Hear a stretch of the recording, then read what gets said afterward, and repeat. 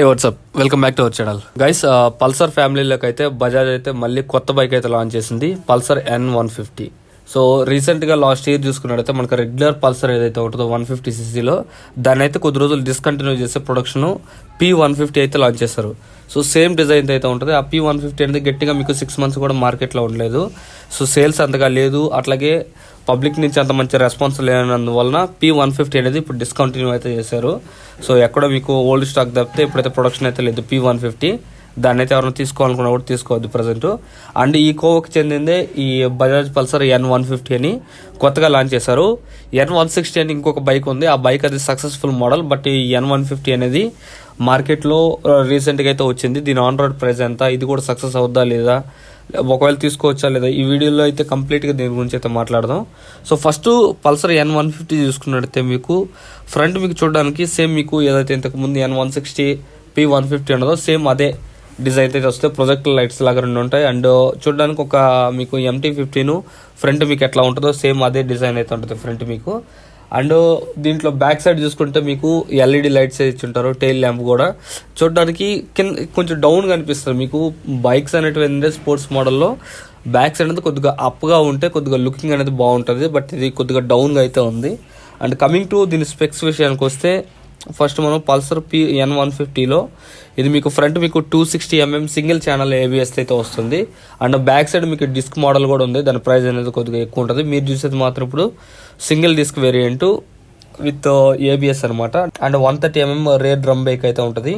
And front wheels చూసుకున్నట్లయితే మీకు 17 inch 19/90 అయితే ఫ్రంట్ సెక్షన్ అయితే టైర్ ఉంటుంది. అండ్ బ్యాక్ సైడ్ మీకు 120/70 17 ఇంచ్ ట్యూబ్లెస్ టైర్ అయితే ఉంటుంది. అండ్ నెక్స్ట్ మనం దీన్ని మెయిన్గా మాట్లాడుకోవాల్సిన ఇంజిన్ CC. సో ఇది టెక్నికల్గా మాట్లాడితే ఇది పల్సర్ N50 అనేది 149.6cc with single stroke air cooled engine అనమాట. ఇది మీకు మాక్సిమం 14.5 bhp పవర్ అయితే ప్రొడ్యూస్ చేస్తుంది at the rate 8500 RPM.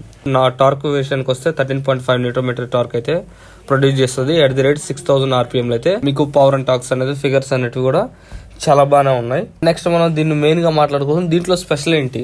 So ఇది స్పెషల్ ఏంటంటే డిజైన్ అని చెప్పొచ్చు. స్పెషల్గా మీకు రెగ్యులర్ పల్సర్ చూసుకున్నట్లయితే నార్మల్గా ఉంటుంది, ఈ పల్సర్లో మాత్రం మీకు కొద్దిగా డిజైన్ అనేది చేంజ్గా ఉంటుంది. బట్ N160 అనేది చాలా మంచి బండి N150తో కంపేర్ చేస్తే. అండ్ దీంట్లో ఉన్న డిజిటల్ మీటర్ విషయానికి వచ్చినా కూడా ఇది మీకు సెమీ డిజిటల్ కన్సోల్ అయితే వస్తుంది అనమాట. RPM మీటర్ అనేది ఎనలాగ్లో ఉంటుంది. And speed meter, oil gauge, అట్లాగే 2 ట్రిప్ మీటర్స్ ఉంటుంది. డిస్టెన్స్ టు ఎంప్టీ, టైము, ఇవైతే మీకు డిజిటల్ మీటర్లు అయితే ఉంటుంది.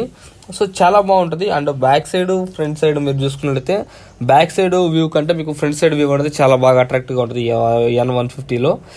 N160లో మాత్రం బండి చూడడానికి ఇంకొంచెం బ్యాక్ హైట్గా ఉంటుంది.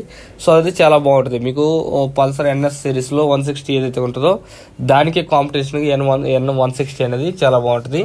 బట్ N150 మాత్రం అంత లుకింగ్ అయితే లేదు. ఇది వైట్ కలర్ వేరియంట్, అట్లాగే గ్రే కలరు, 2-3 కలర్స్లో అయితే అవైలబిలిటీ అయితే ఉన్నది.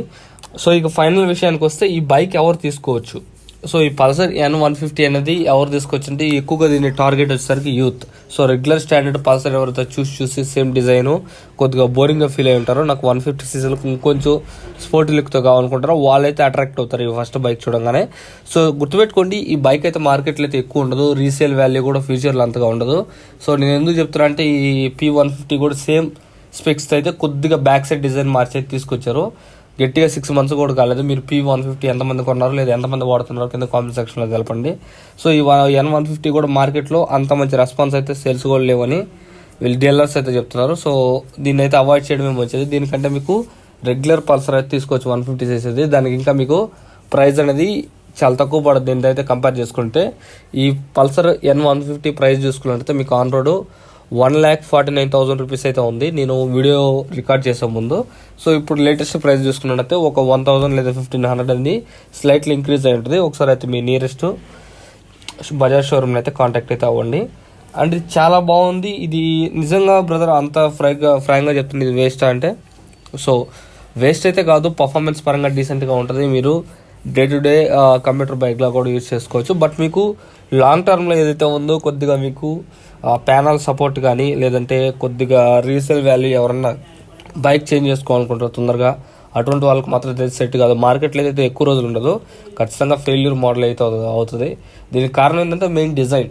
సో టెక్నికల్గా ఇంజిన్ సీసీ పరంగా లేదా పవర్ అండ్ టార్క్ ఫిషింగ్ పరంగా అది ఏమైతే తక్కువ అయితే లేదు, బట్ డిజైన్ పరంగా అయితే ఖచ్చితంగా ఇది ఫెయిల్యూర్ అయితే అవుతుంది అనమాట.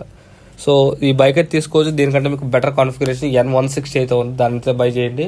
లేదా రెగ్యులర్ స్టాండర్డ్ పల్సర్ 150 అయితే బై చేసుకోండి. ఇది ఇవాళ డెఫినెట్గా లైక్ చేయండి, షేర్ చేయండి, సబ్స్క్రైబ్ చేయండి.